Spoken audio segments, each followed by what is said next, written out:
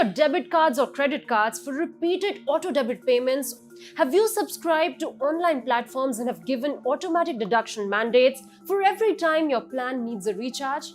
If yes, then you must know that as per RBI's new rule from 1st of October, all digital payment platforms and banks will seek your permission before paying bills through credit cards, debit cards, or even UPI. What changes after this new policy, how it will impact you and me, and what does this mean for banks? We break down RBI's new auto-debit policy.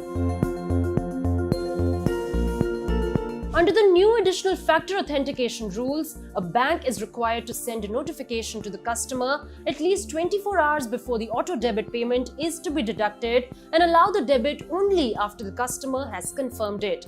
However, this auto-debit mandate is only for payments that are above 5,000 rupees. The notification will inform the cardholder about the name of the merchant, transaction amount, date and time of debit, reference number of the transaction, reason for debit, that is e-mandate registration by the cardholder. You should ensure that your correct mobile number is linked with your debit and credit cards so that you can receive a notification for approval. However, note that there will be no impact of the new rule on your mutual fund SIPs, insurance premiums and other recurring payments if the standing instruction for auto-debit is from your bank account. So what kind of payments will the new policy impact? This new rule will impact users who have given auto-debit mandates for recurring payments from their debit credit cards or mobile wallets for payments.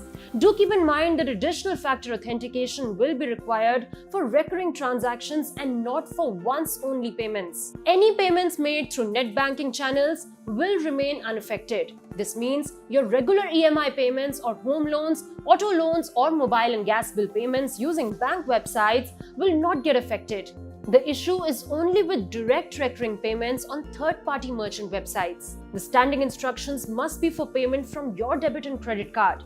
Any recurring payment exceeding 5,000 rupees will require approval from the customer before it is charged to their debit card or wallet and debited from the bank account or wallet. So how will this policy impact you?